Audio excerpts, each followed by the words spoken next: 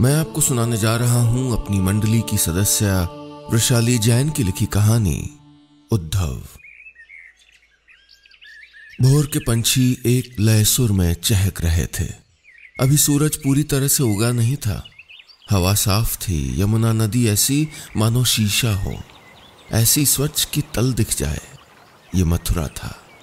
नदी किनारे सफेद धोती दुपट्टे में दो आदमी चले आ रहे थे। एक जैसी कद काठी, एक जैसी चाल, एक जैसी लचक और एक जैसे बाल। लगता था जैसे जुड़वा हों। आज हवा थोड़ी ज्यादा ठंडी है ना माधव? उद्धव ने अपना अंग वस्त्र जरा कसते हुए कहा। माधव यानी कृष्ण अपने ही ख्याल में गुम थे। अपने शिष्य यानी अपने चचेरे भाई उद्धव की बात एक बार में सुन न सके। माधव, आपको ठंड नहीं लग रही? उद्धव ने कृष्ण के कंधे से ढुलकते अंग वस्त्र को संभालते हुए कहा। उद्धव की उंगलियों की ठंडक कंधे पर महसूस हुई तो कृष्ण का ध्यान टूटा। कहाँ खोए हैं माधव? मथुरा में तो सब कुशल है, प्रजा सुख से है, महाराजा उग्रसेन अच्छे से हैं, फिर माधव चिंतित क्यों हैं? कृष्ण मुस्कुरा दिए। वही जानी पहचानी टेढ़ी मुस्कुराहट जिससे उनके किनारे के टेढ़े दांत नजर आते थे। पर इस मुस्कुराहट में वो सुकून नहीं था। उद्धव जो कृष्ण के हर भाव को पहचानते थे और भी घबरा गए। माधव, कहो ना।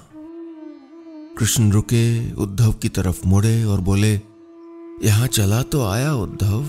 वृंदावन छोड़े सालों हो गए, लेकिन मन आज माई को, वृंदावन को बड़ा याद करता है।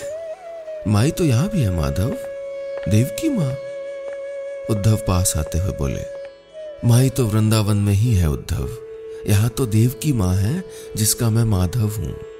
कनुआ कहने वाली माई तो वहीं रह गई। मेरी गायें, मेरी गोपियां, उनका अथाह प्रेम जो वृंदावन था वो मथुरा कभी नहीं हो सकता। कृष्ण एक ठंडी सांस लेकर आगे बढ़ गए। जिम्मेदारियों के डोरे इतने कसे हुए थे कि वृंदावन मां के पास जाने की छूट तक नहीं थी। और याद सिर्फ मां की कहां, राधा की भी तो थी। राधा, कृष्ण कहीं रहे, अपनी राधा के बिना तो अधूरा ही था ना। वृंदावन के ग्वाले तो उसके नाम के पहले राधा का नाम लेते थे। राधा कृष्ण कहा करते थे। सबको पीछे छोड़ आए थे कृष्ण। आज उनका मन उन्हें यहीं मथुरा की अलस भोर में छोड़ वृंदावन चला गया था। कृष्ण अपना अंग वस्त्र ओढ़े हुए ही यमुना के भीतर चल दिए। उद्धव भी उनके पीछे चल पड़े। यमुना में स्नान रोज का नियम था। रोज का एक और नियम था। कृष्ण के यमुना में उतरते ही न जाने कहां से एक कमल का फूल तैरता हुआ उनके हाथों में आ जाता था। कृष्ण कहते थे कि राधा भेजती है ये कमल का फूल। रोज उस फूल को हाथों में लिए कृष्ण की आंखें भर आईं। अपने योग गुरु की आंखों में आंसू देखकर उद्धव से रहा नहीं गया। माधव, आप तो जानते ही हैं कि ज्ञान के लिए, जीवन के लिए आगे बढ़ना होता है, प्रेम पीछे भी छोड़ना पड़ता है। ज्ञान प्रेम से ज्यादा जरूरी है। कहां उलझ रहे हैं आप? पर कृष्ण ने कोई जवाब नहीं दिया। कुछ और कहते कि कृष्ण बेहोश होकर उद्धव की ही बाहों में गिर गए।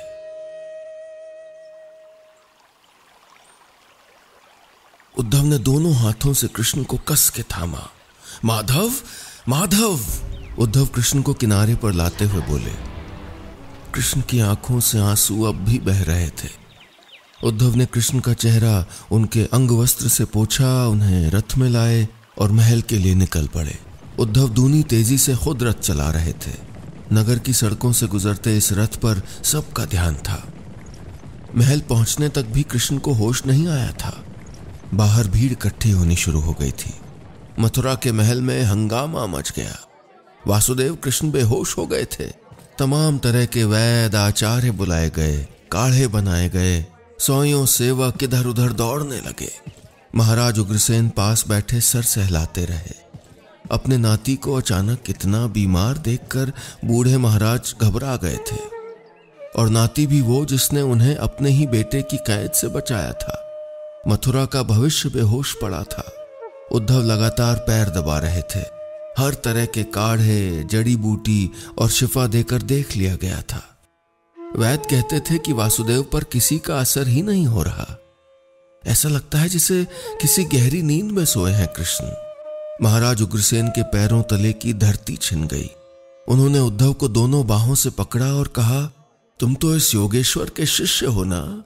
ये मेरा कृष्णा जिसे लोग परम योगी कहते हैं, कैसे इतना बीमार हो गया? कुछ करो उद्धव, कुछ करो। समझ तो उद्धव को भी नहीं आ रहा था कि हुआ क्या था। वो तो ठगे से कृष्ण को देखे जा रहे थे। मथुरा की प्रजा जिसे भगवान मानकर पूजती थी, उसी के लिए भगवान से प्रार्थना कर रही थी। अल सुबह से रात घिराई थी, कृष्ण ने आंखें नहीं खोली थीं। उद्धव अपना धीर खो रहे थे। वो कमल का फूल जो सवेरे यमुना में मिला था, कहीं उसमें कोई विष तो नहीं था? वो अब भी माधव के हाथ में था। उद्धव माधव के हाथ से वो फूल लेने गए कि माधव ने धीरे धीरे आंखें खोली। माधव, माधव आप ठीक तो हैं? उद्धव माधव का हाथ थामते हुए बोले, ये वैद्य कुछ नहीं कर पाएंगे उद्धव, मैं अपना इलाज जानता हूं। कृष्ण ने धीमे स्वर में कहा, तो बताइए माधव, मैं अभी सब इंतजाम कर दूंगा। मेरे माथे पर किसी सच्चे भक्त की चरण धूल मल दो उद्धव, चाहे तो अपनी ही मल दो, मैं अच्छा हो जाऊंगा। उद्धव स्तब्ध खड़े रह गए। अपने गुरु के, अपने ईश्वर के माथे पर अपनी चरण धूल कैसे मल सकते थे वो? उद्धव उलझन में थे। कृष्ण उनके गुरु थे, उद्धव उन्हें भगवान की तरह पूछते थे। वो कुछ नहीं थे कृष्ण के सामने। उनके माधव योगियों के योगी थे, उनके माथे पर अपने पैरों की धूल कैसे चढ़ा दें? ये क्या कह रहे हैं माधव? मेरी चरण धूल आपके माथे पर? मुझे तो नरक में भी जगह नहीं मिलेगी प्रभु। उद्धव माधव के चरणों में गिर गए। उनकी सोच में भी माधव के चरण थे, माधव का मस्तक नहीं था। उस माथे पर अपने पैरों की धूल मलना उद्धव के लिए जीते जी मर जाने जैसा था। सोच लो उद्धव, मेरी और कोई दवा नहीं है। उद्धव की तो सोच के भी बस की नहीं थी। नहीं माधव, मैं इतना बड़ा पाप नहीं कर सकता। न जाने कौन से नरक की आग में जलता रहूंगा सदियों तक। अपने गुरु का ऐसा अपमान नहीं कर सकता मैं। कृष्ण अपने दोनों हाथों के बल पर मुश्किल से उठे। ऐसा लगता था जैसे एक ही दिन में कितनी कमजोरी आ गई हो। कृष्ण वहीं तकिए का टेक लगाते हुए बोले, अच्छा एक काम कर दो, मैं अपनी हाल खबर एक चिट्ठी में लिखे देता हूं। वृंदावन चले जाओ, वहां तुम्हें मेरा इलाज जरूर मिल जाएगा उद्धव। एक चिट्ठी मेरे माई बाबा की, एक मेरी गोपियों की। कृष्ण जैसे ही पलंग से खड़े हुए लड़खड़ा आ गए। उद्धव ने तेजी से उन्हें संभाला। माधव, कमजोरी बहुत है, कहां जा रहे हैं? उसी के इलाज के लिए तो चिट्ठी लिखने जा रहा हूं उद्धव। कृष्ण अपनी चौकी पर जाकर बैठ गए। उन्होंने धीरे धीरे पत्र लिखने शुरू किए। उद्धव ने फिर कहा, माधव आप प्रेम में कमजोर पड़ रहे हैं, आपको मन की बीमारी लग गई है। मैंने इस चिट्ठी में अपने हाल के साथ साथ गोपियों के लिए योग ज्ञान भी लिख दिया है उद्धव। आपसे बेहतर गुरु कहां मिलेगा उनको। आप सिखाएंगे तो वो सीख भी जाएंगी और समझ भी जाएंगी। उनका प्रेम ही मेरे प्रेम को जीवित रखता है उद्धव। एक बार वे समझ गई तो सब ठीक हो जाएगा। किसी का प्रेम किसी और के प्रेम को कैसे जीवित रख सकता है माधव? आप बस भावनाओं में अटक रहे हैं। तभी तो कह रहा हूं उद्धव, जाओ मेरी दवा ढूंढ लाओ। आपके सिवा कोई नहीं कर सकता ये। उद्धव का मन विचलित हो गया। आज कैसी बातें कर रहे थे कृष्ण? क्यों कुछ अपड़ ग्वालिनों की याद में यूं बावरे हुए जा रहे थे? उद्धव ने तय कर लिया था कि अगर गोपियों को ब्रह्म ज्ञान देने से माधव का मोह छूटता है तो यही सही। कृष्ण ने दोनों चिट्ठियां लिख दी। खुद उद्धव को दरवाजे तक छोड़ने आए। जाते जाते भी वे उद्धव को समझाते रहे, गोपियों को समझा देना उद्धव भैया, उन्हें योग सिखाने में कमी मत रखना। उद्धव रथ में चढ़े और बिना देरी के वृंदावन निकल गए। अब तक कमजोर और बीमार लग रहे कृष्ण अचानक मुस्कुरा उठे। उद्धव अपने जीवन का सबसे जरूरी पाठ सीखने निकल पड़े थे। उद्धव का रथ तेजी से दौड़ता हुआ जा रहा था। वे जितना जल्दी हो सके वृंदावन पहुंचना चाहते थे। कृष्ण के इस मोह का खत्म होना बहुत जरूरी था। कृष्ण के लिए भी और मथुरा के लिए भी। आखिर क्या होता है ये बचपन का प्रेम? फिर जीवन में हर किसी को आगे तो बढ़ना ही होता है ना। मथुरा में उद्धव ज्ञान की प्रतिमूर्ति थे। योग, ध्यान और ज्ञान में उनके ऊपर सिर्फ कृष्ण थे। उद्धव की समझ के बाहर था कि कैसे उनके योग गुरु इस माया जाल में फंस गए। यही सोचते विचारते कि कैसे कृष्ण का ये वृंदावन मोह छुड़ाएं, उद्धव वृंदावन पहुंच गए थे। रथ यमुना के किनारे दौड़ता हुआ वृंदावन के भीतर चला जा रहा था। सब कुछ बिल्कुल वैसा ही था जैसा कृष्ण बताते थे। यमुना के सारे घाट कुंज और कदम की बेलों से पटे हुए थे। घाट पर गायों को बांधने के खूंटे गड़े हुए थे।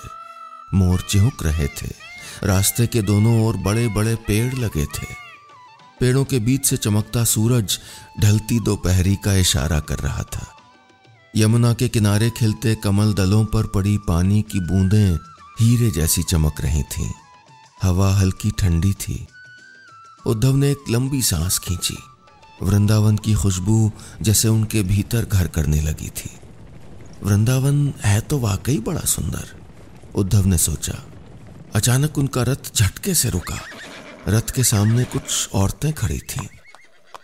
हम कितनी दूर से तुम्हारा पीछा करती आ रही हैं, एक ने कहा। यह बिल्कुल हमारे कान्हा जैसा नहीं दिखता, दूसरी बोली। ना इसके पास मुरली है, न मोर पंख, यह हमारा कान्हा कैसे हो सकता है, एक और ने कहा। ए भैया, तुमको कान्हा ने भेजा है? हमारे लिए भेजा है ना, किसी ने उद्धव से पूछा। इससे पहले कि उद्धव कुछ समझ पाते, गोपियां उनको रथ से खींचकर उतारने लगीं। कोई एक तरफ खींचती थी तो कोई दूसरी तरफ। कौन हो, कहो ना, कान्हा कैसा है? सवालों की झड़ी लग गई थी। सारी गोपियां एक साथ ही सारे सवाल पूछ लेना चाहती थीं। बस कोई उद्धव की सुनने को तैयार ही नहीं था। उद्धव का मुकुट गिर गया, बाल बिखर गए, अंग वस्त्र अस्त व्यस्त हो गया। अरे रुक जाओ सब, वरना कान्हा की चिट्ठी नहीं दूंगा मैं, उद्धव चीखते हुए बोले। उनके हाथ में कृष्ण का पत्र था। कान्हा ने हमारे लिए चिट्ठी भेजी है? हमारा नाम भी लिखा होगा ना फिर तो? दिखाओ ना, ए भैया दिखाओ ना। उद्धव के हाथ से चिट्ठी कब छिनी और कब गोपियों में टुकड़ा टुकड़ा बंट गई, उद्धव जान ही नहीं पाए।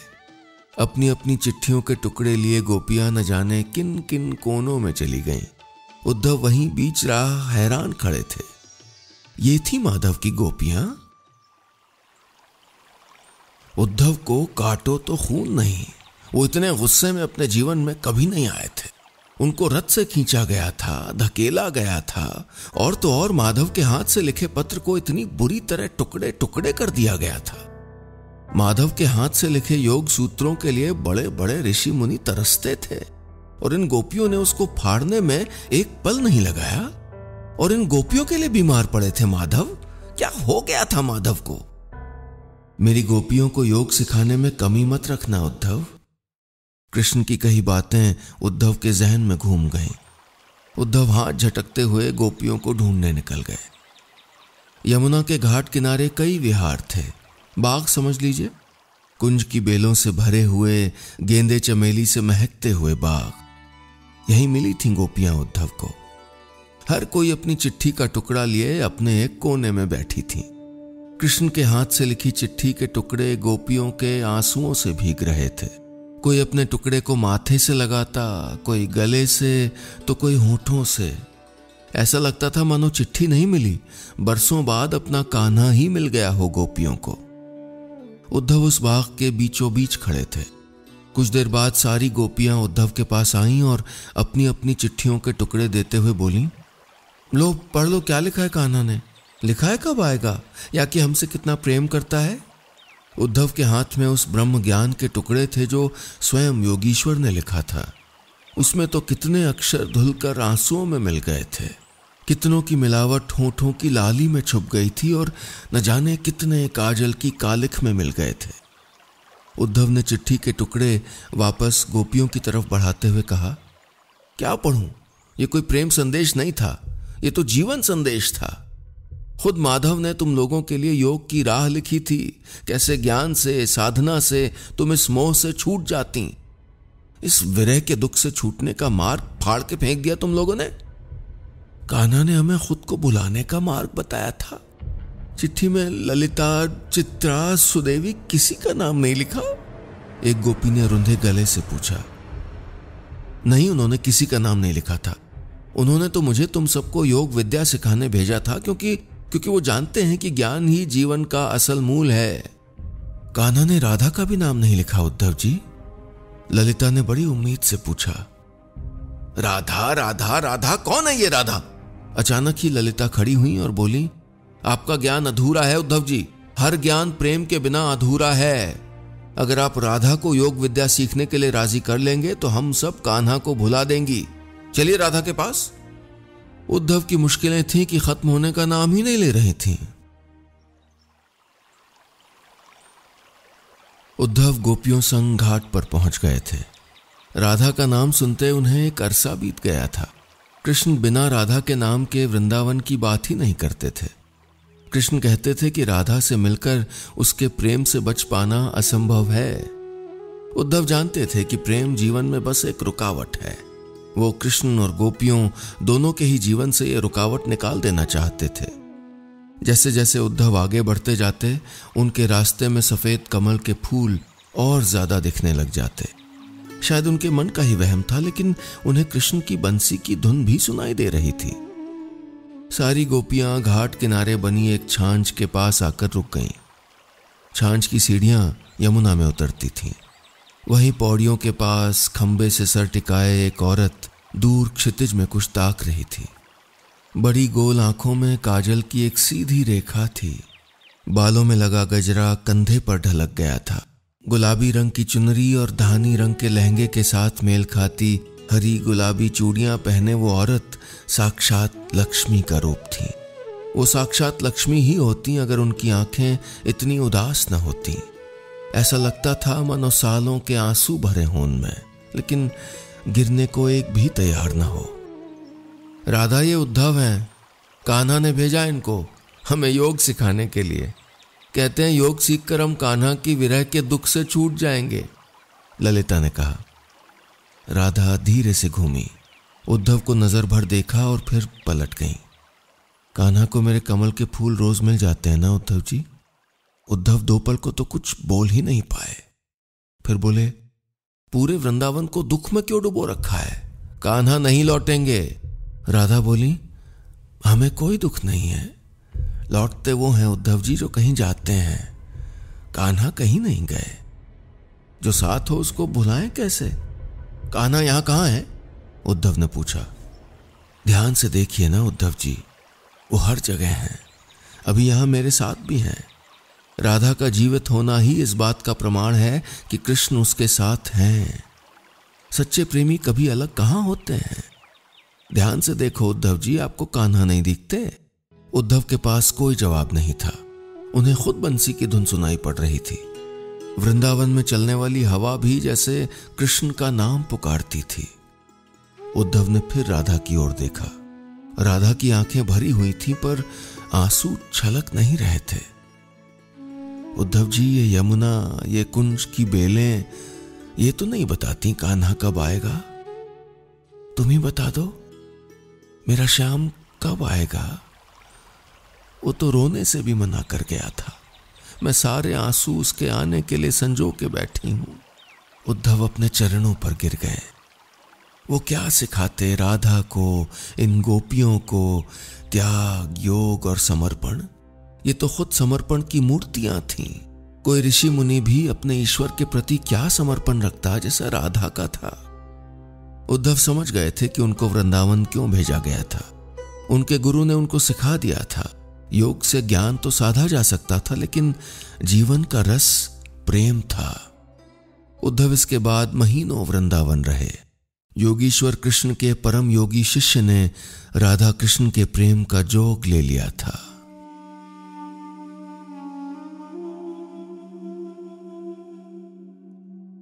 दोस्तों, ये कहानी बस इतनी सी। उम्मीद है मेरी मंडली की सदस्य वृषाली जैन की लिखी ये कहानी आपको पसंद आई होगी।